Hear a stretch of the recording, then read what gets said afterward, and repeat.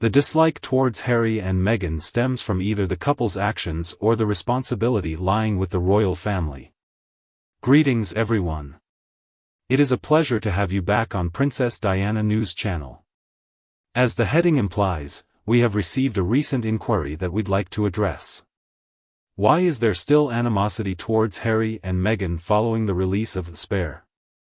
It appears that the dislike may have stemmed from the book and its contents, or perhaps the contempt pre-existed the book's publication.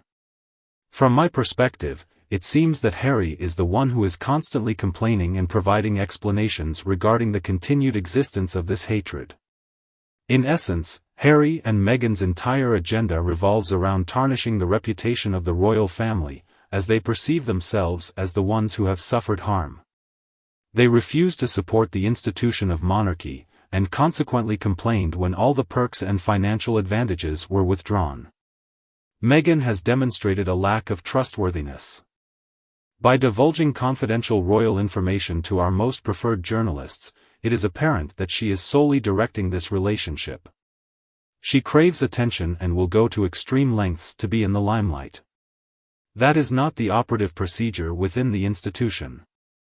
There has been a shift in perspective regarding the level of dislike towards Harry and Meghan, as it appears to be less significant than previously believed. Now, let's delve a bit further into this. It is quite absurd that the mere words in a book could incite such intense emotions like hatred in individuals. Wow, there may be some disagreements or varying perspectives, but never has there been such intense animosity. That appears to be quite excessive. Disagreeing or holding different opinions doesn't require hatred. What is the basis for the widespread belief that Harry and Meghan are widely disliked? Is there concrete evidence of hate mail, hateful tweets, or even death threats directed at them? Are there any public demonstrations demanding their removal in an extreme manner? Have any symbolic representations of them been burned by the Taliban? Did the people of South Africa respond to Meghan's statement about their joyous celebration of the royal wedding with protests or riots similar to those after Nelson Mandela's release from unjust imprisonment? Based on my observation, it seems that the people of South Africa were not greatly disturbed by Meghan's exaggerated and false boasts to the extent that they took to the streets in protest. Undeniably, many South African citizens expressed their dissatisfaction with her statement, which is quite logical.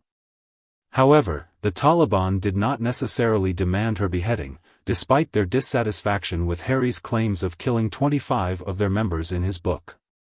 They have greater priorities at hand, such as governing Afghanistan.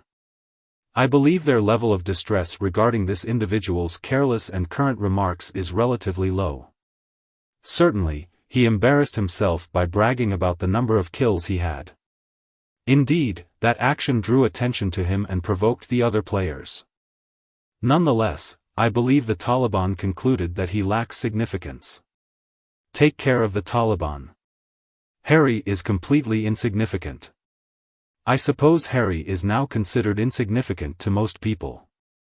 They are unable to regard him with seriousness. Considering the fact that he openly admits to being a drug abuser and alcoholic, it is difficult to view him with seriousness. The Taliban do not proudly boast about the number of non-believers they have killed during that tragic conflict. Those who possess true soldierly qualities and experience in battle acknowledge the immense dreadfulness of war. Both sides will never boast about their acts of killing or committing atrocities. That is simply not their area of expertise. The purpose of Harry's bragging seems unclear. In my opinion, pursuing this foolish individual in order to seek revenge for unverified statements doesn't serve the interests of the Taliban and the Afghan governments. The Taliban cannot be disregarded entirely, and it is evident that there is no praise for their actions. The Iranian government has condemned them, and soldiers worldwide are astounded by their foolishness.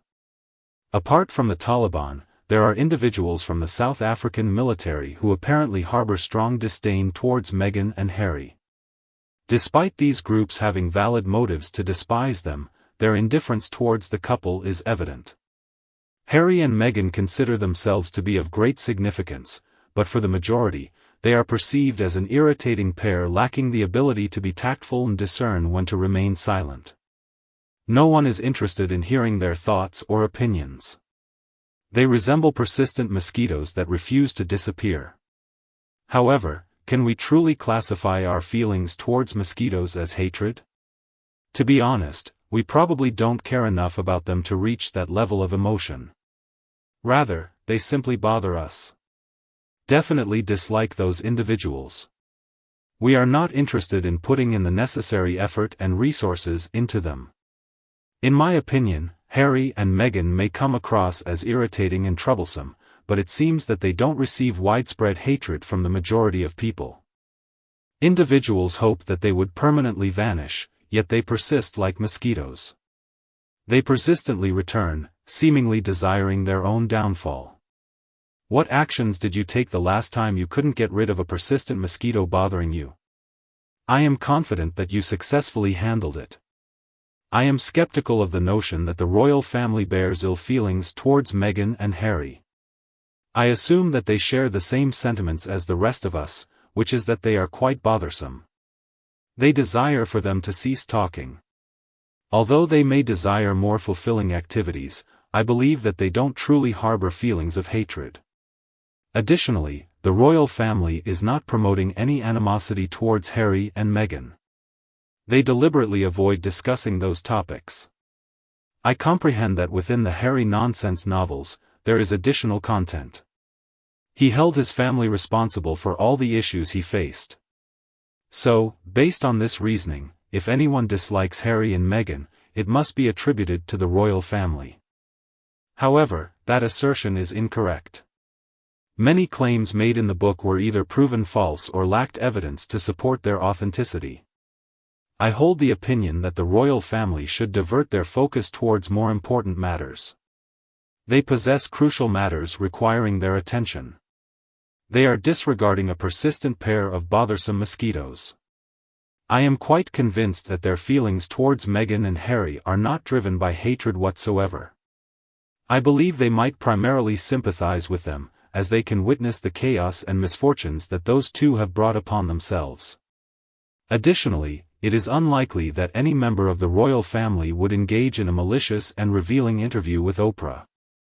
It is highly unlikely for me to envision them penning a book that is packed with deceit and allegations aimed at Harry and Meghan. I haven't witnessed them engaging in interviews discussing Harry and Meghan. I observe them devoting their attention to their individual tasks, lives, and families. So, in this entire situation, it's important to understand who the target of criticism and negativity truly is. Are the haters the general public, the royal family, or Harry and Meghan themselves? It seems evident that the answer is quite obvious. We hold a strong aversion towards Meghan and Harry due to valid reasons. They have continuously disrespected Harry's family and spread negativity in the world, which contributes to our dislike towards them. We have a strong aversion towards them due to the multitude of problems they represent and embody. In today's society, it is important for people to unite, which is why we have a strong aversion towards them. We must come together and avoid letting Meghan and Harry further create division among us. However, hatred is not an appropriate term here, as we refuse to stoop to their level. We look forward to hearing your thoughts on this matter in the comments section. Furthermore, it is important not to overlook the particularly intriguing aspect of the footage. Your insightful remarks on the recent video labeled "Remove her titles now Meghan Markle's next endeavor in joining politics faces setbacks." The initial comment I wish to share originates from: if Meghan were to be approved as a senator, the American government would exceed my expectations of their level of eccentricity. Additionally, if they were to accept a nomination for the king, it would demonstrate even greater levels of absurdity among the American people. It would make things less complicated. The removal of the title would occur promptly. I have a similar perception as you do. Although I am aware that American politics is currently quite chaotic, it is imperative that we strive for improvement and rise above these circumstances. In the past 5 years, the world has witnessed the saga of Meghan Markle, revealing a couple who appear to lack conscience, morals, positive values, and genuine character, Susan was there all along. There is minimal material available for any talent agency to work with. Susan, I share your perspective that the talent agency's quality holds little significance. If an individual lacks talent, there are limited options available to them. The following statement is made by another individual named Susan. Believe me, Meghan Markle's political aspirations, such as becoming a senator or holding any political role, are not a cause for concern among anyone. I am in full agreement with you that she would not receive any votes in an election. I won't be overly concerned about this matter. I will not believe that Meghan Markle is venturing into the realm of politics until solid evidence confirming her active participation arises. Barbara is the author of the following comment. The media should cease using the titles of prince and princess to describe the unseen children since there is no biological relation. They do not have the right to claim those titles, yet they consistently use the trial as a means to satisfy their ego and manipulate others through blackmail. My sentiments align with Barbara's perspective. To clarify, they do not possess royal status nor do they exist in reality. How is it even possible for them to have titles? Furthermore, Trudy voices her opinion about Meghan's involvement in politics, comparing her to Ha Cortez. In my honest view, I believe Meghan is even more problematic than Ha Cortez. I must emphasize that I do not support Nancy's decision, as she chose someone without considering their worth or substance. Next, let's consider Spy Cabo. Smegzilla is adamant about retaining her cherished Duchess status and has no intention of pursuing a career in politics. She tends to resort to accusations of racism when faced with debates or questions.